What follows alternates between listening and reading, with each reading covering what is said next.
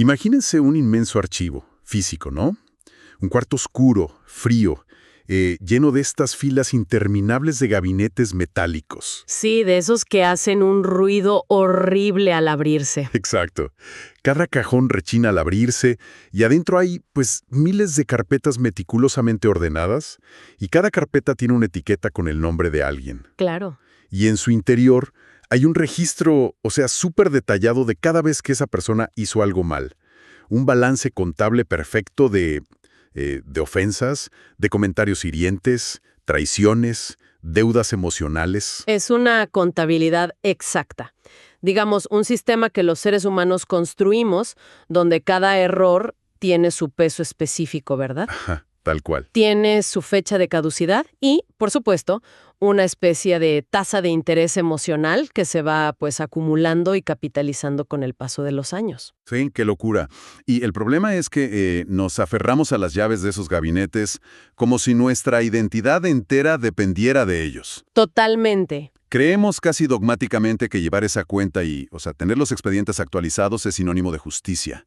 Pero luego abrimos un texto antiguo que básicamente toma ese inmenso archivo, lo rocía con gasolina y le prende fuego. Lo destruye por completo. Bueno, vamos a desempacar esto, porque hoy tenemos un análisis profundo que estoy seguro de que va a sacudir bastantes estructuras.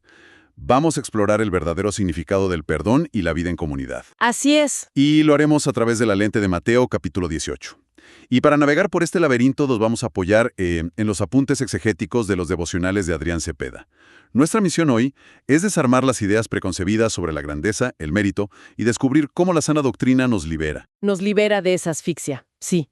Exacto, de la asfixia de la falta de perdón, una carga que, pues, a menudo maquillamos como justicia o tener principios. Es fascinante que un texto de hace 2000 años golpee tan directamente nuestra psicología moderna, ¿no crees? Sí, es increíble. Y bueno, si conectamos esto con el panorama general, nos damos cuenta de que el error más común es extraer un versículo de este capítulo y tratar de aplicarlo como un parche. Como curita. Exacto. La exégesis rigurosa, tal como lo plantean nuestros apuntes de hoy, exige que observemos la arquitectura del texto. O sea, Mateo 18 es el discurso comunitario de Jesús. Son las bases. Exacto, las bases de cómo funciona la comunidad de los redimidos. Pero el contexto lo es todo, ¿eh? No podemos entender las reglas si no entendemos de dónde vienen los discípulos emocional y espiritualmente en ese preciso momento. Y ahí es donde entra el contraste brutal entre el capítulo 17 y el 18.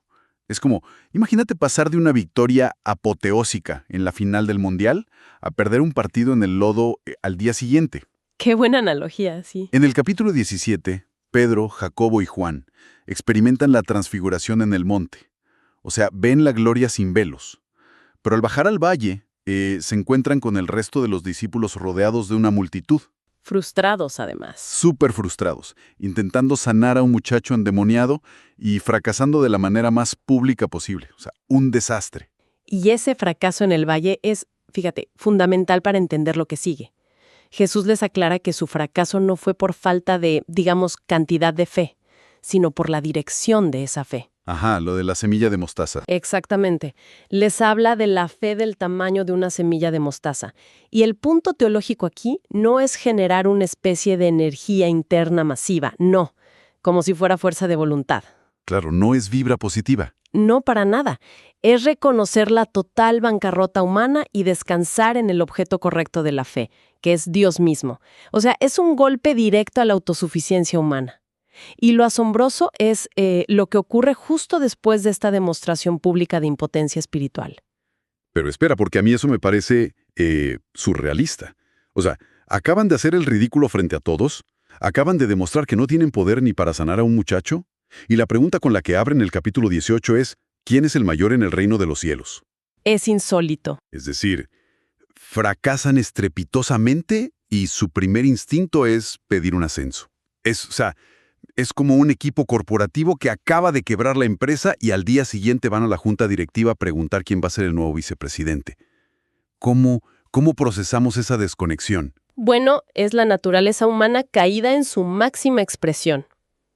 Los discípulos todavía operan bajo el sistema de méritos, buscando quién tiene el mejor expediente en ese gabinete del que hablabas al principio. Claro, viendo quién tiene la carpeta más limpia. Sí, y la respuesta de Jesús es destructiva para esa mentalidad. Porque, a ver, no saca un organigrama, no da una lista de requisitos de liderazgo. No. Llama a un niño y lo pone en medio de ellos. Y aquí debemos frenar nuestra mente moderna porque no podemos aplicar anacronismos a esto. ¿A qué te refieres con anacronismos ahí? Pues que hoy romantizamos la infancia, ¿verdad? La vemos como una etapa de pureza, de asombro, pero en la exégesis del siglo I, en el mundo greco-romano, un niño era la parte más baja de la escala social. O sea, no tenían currículum. Cero currículum. No tenían derechos legales bajo la patria potestas romana. O sea, no producían bienes, no aportaban a la sociedad, eran seres de vulnerabilidad y dependencia absoluta. ¡Wow! Entonces, la grandeza para el reino no requiere un expediente impecable. Requiere la admisión de que no tenemos absolutamente nada que ofrecer. Es una locura. Es una humildad radical donde reconocemos que Dios es la fuente absoluta de todo y nosotros solo somos, pues, receptores. O sea, es entrar con las manos vacías. Eso destroza nuestra necesidad de probar nuestra valía todo el tiempo. Y, si la grandeza real es presentarse en bancarrota, eso dicta directamente cómo esta comunidad debe tratar a los pequeños, a los vulnerables. Sí, a los que no tienen estatus. Y hay un detalle en el versículo 10 que siempre me detiene. Dice que los ángeles de estos pequeños ven siempre el rostro del Padre. O sea, el ojo del universo está puesto en las personas que la sociedad normalmente descarta. Absolutamente. Y cuando juntas a un grupo de seres humanos que están aprendiendo a vivir en esta nueva economía de la gracia, donde los marginados son el centro, pues inevitablemente habrá fricción. Van a chocar. Sí, habrá ofensas. La convivencia rompe nuestra paciencia, eso lo sabemos todos. Y aquí es donde Pedro, que es como el portavoz no oficial del grupo, intenta demostrar que ha entendido el manual de convivencia en el versículo 21. Ajá. Él se acerca y pregunta, Señor, ¿cuántas veces perdonaré a mi hermano que peque contra mí? ¿Hasta 7? Aquí es donde se pone realmente interesante. Porque Pedro cree que está siendo el hombre, o sea, el más magnánimo de la historia. Sabemos que la tradición rabínica, basándose creo que en el libro de Amós, enseñaba que perdonar 3 veces era el límite. Ese era el tope de la piedad, sí. Claro, al cuarto error ya podía sacar la carpeta del archivo y cobrar. Entonces Pedro dice, bueno, doblemos la apuesta y sumemos 1. 7. Pedro sigue sosteniendo su archivo metálico, solo que le agregó unos cajones extra. Exacto. Es una generosidad calculada. Él sigue viendo la misericordia como una transacción legal. O sea, te perdono, pero estoy anotando. Llevó la cuenta. Sí, y lo fascinante aquí es cómo la respuesta de Jesús redefine la realidad entera. Le dice, no te digo hasta 7, sino aún hasta 70 veces 7. Y tenemos que ser muy cuidadosos con la hermenéutica en esta parte. A ver, explícanos eso. Jesús no está instituyendo un nuevo límite de 490 ofensas para que en la 491 saquemos la guillotina. Claro, no es matemática literal. No, está usando un modismo semítico para indicar infinidad. Está exigiendo que se elimine por completo la matemática del perdón. Pero a ver, pongámonos en los zapatos de alguien que ha sido lastimado repetidamente en la vida real. Si Jesús dice que hay que perdonar sin límite, ¿no es eso una receta para el desastre? Entiendo por qué lo dices. O sea, si sé que me tienes que perdonar infinitamente, ¿qué impide que el abuso florezca en la comunidad? Parece que romper el sistema de contabilidad nos deja demasiado vulnerables, ¿no? Esa es una tensión real. Y es por eso que Jesús no deja la enseñanza en el aire, en abstracto. Él sabe que la mente humana no puede procesar el concepto de gracia infinita sin un ancla. Ajá. Así que responde a esa misma inquietud con la parábola de los 2 deudores. Y aquí los números son el mensaje teológico. Jesús habla de un rey que decide ajustar cuentas y le traen a un siervo que le debe 10,000 talentos. Detengámonos en los números porque si no entendemos la escala, la historia pierde todo su peso. Un talento equivalía aproximadamente a 6,000 denarios. Sí. Y un denario era lo que ganaba un jornalero por un día entero de trabajo duro. Entonces, un talento son casi 20 años de labor ininterrumpida. Es muchísimo. Si multiplicamos eso por 10.000, estamos hablando de 60 millones de días de trabajo. Son cientos de miles de años. Es una cifra deliberadamente absurda, ¿verdad? Totalmente absurda. Si lo traemos al presente, es como si una sola persona debiera el equivalente al, no sé, al Producto Interno Bruto de todo un continente. Exactamente. La audiencia original probablemente soltó una carcajada nerviosa al escuchar la cifra, porque es matemáticamente cómica y trágica a la vez. ¿Sí? Y fíjate, el siervo promete pagar si le dan tiempo, lo cual es otra ilusión ridícula de nuestra autosuficiencia humana. O sea, ¿cómo vas a pagar eso? Literalmente imposible en miles de vidas. Claro, pero el rey, movido a compasión, hace algo impensable. No le ofrece un plan de pagos, no le congela los intereses. Él asume el coste económico masivo de esa deuda y lo perdona por completo. ¡Wow! Esta es la base de la sana doctrina de la expiación. O sea, una gracia escandalosa, inmerecida frente a una deuda cósmica de rebelión que jamás podríamos saldar nosotros. O sea, el rey fue al archivo, sacó el expediente del tamaño de una montaña y lo destruyó. Y uno pensaría que este hombre, tras ser liberado de una sentencia de muerte financiera y literal, saldría levitando de gratitud. Debería. Pero el texto nos muestra que la amnesia de gracia es fulminante. Sale, se encuentra con un consiervo que le debe 100 denarios. Y, a ver, 100 denarios no es nada despreciable, son unos 3 meses de salario. ¿Es plata? Claro que sí. Es una deuda real, es una ofensa válida, pero comparado con los 60 millones que acaban de desaparecer de su historial, es el dinero de un par de cafés. ¿Y qué hace? Lo ataca. Lo agarra por el cuello, lo asfixia y exige su pago. O sea, ¿cómo explicamos esta desconexión psicológica? ¿Por qué los humanos, incluso cuando se nos perdona algo tan masivo, necesitamos seguir siendo cobradores? Porque nuestra naturaleza caída busca control y superioridad, siempre. Retener el perdón nos da una falsa sensación de poder moral sobre el otro. Uf, qué fuerte eso. Pero aquí la exégesis de la parábola nos confronta brutalmente. Jesús nos está mostrando la proporción de nuestra salvación. Lo que la humanidad le debe a un Dios 3 veces santo, nuestra idolatría, nuestra rebelión persistente. Nuestra ingratitud. Sí, nuestra ingratitud estructural. Todo eso es infinitamente superior a cualquier herida, por profunda y terrible que sea, que otro humano nos pueda causar. Claro, la escala cambia todo. Cuando entendemos la escala geométrica del perdón que recibimos en Cristo, el acto de asfixiar a alguien por 100 denarios pasa de ser un simple, no sé, rasgo tóxico a convertirse en una monstruosidad teológica. Entonces, ¿qué significa todo esto? Porque el final del capítulo no es amigable. El rey se entera, llama al siervo malvado, le dice, yo te perdoné toda aquella deuda porque me rogaste, y lo entrega a los verdugos hasta que pague todo. Así es. Y luego viene el versículo 35, que cae como un balde de agua helada. Dice, así también mi Padre Celestial hará con cada uno de ustedes si no perdonan de todo corazón a su hermano. Y volviendo a mi preocupación de hace rato. Dime. Hay personas escuchando este análisis que tienen expedientes de abuso real. ¿Sabes? Traiciones profundas, heridas que dejaron cicatrices horribles. Si el mandato es perdonar o enfrentar a los verdugos, ¿significa que estamos obligados a reconciliarnos? Esa es la gran duda. O sea, ¿tengo que volver a confiar, a invitar a cenar a la persona que me destruyó para probar que soy perdonado? Esto plantea una pregunta importante y es crucial hacer una distinción pastoral, clínica y teológica. Perdonar no es sinónimo de reconciliarse. A ver, explícame bien esa diferencia. El perdón es una transacción interna ante Dios. Es abrir nuestro propio gabinete, sacar la carpeta de las ofensas que esa persona nos hizo y en lugar de seguir cobrando esa deuda, entregarle el pagaré al juez justo del universo. Entregarlo y ya. Es decir, renuncio a mi derecho de ejecutar venganza, es soltar el cuello del ofensor, pero la reconciliación requiere 2 partes.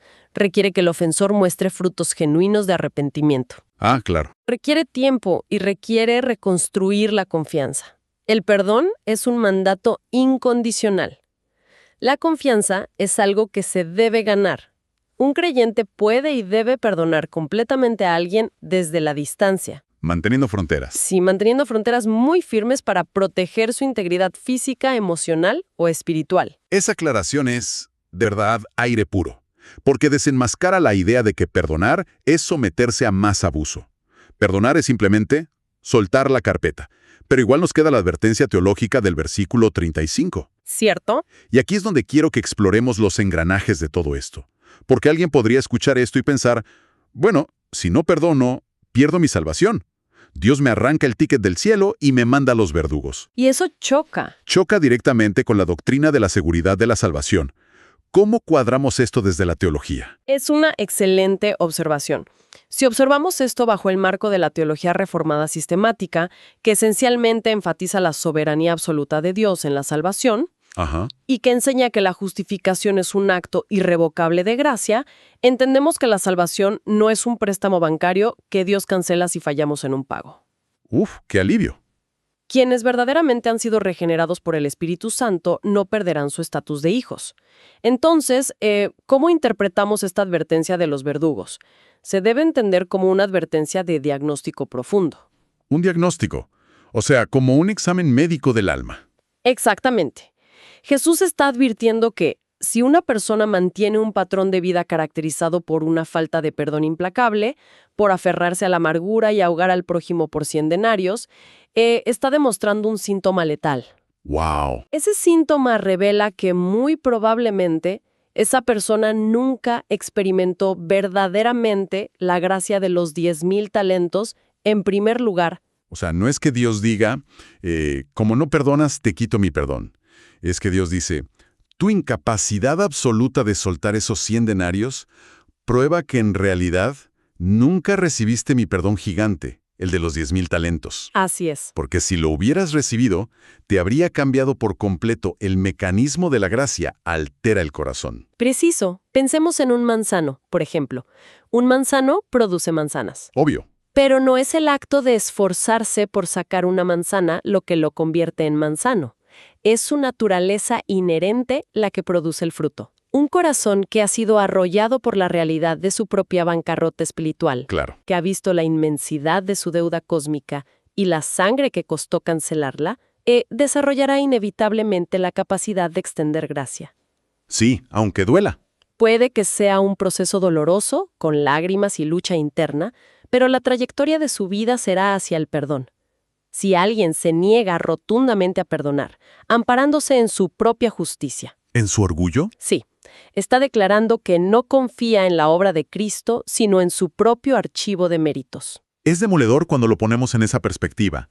O sea, perdonar no es un acto de fuerza de voluntad estoica donde apretamos los dientes para ser buenas personas. No. Es simplemente la reacción orgánica de alguien que se da cuenta de que acaba de salvarse de una cadena perpetua. ¿Y qué recorrido nos ha dado este capítulo de Mateo 18? Empezamos en la gloria del monte, bajamos al fracaso del valle, La vulnerable del niño sin méritos, y terminamos sumergidos en esta matemática absurda pero hermosa, de una deuda incobrable que fue borrada por pura gracia. es un viaje desde el ego hacia la dependencia total.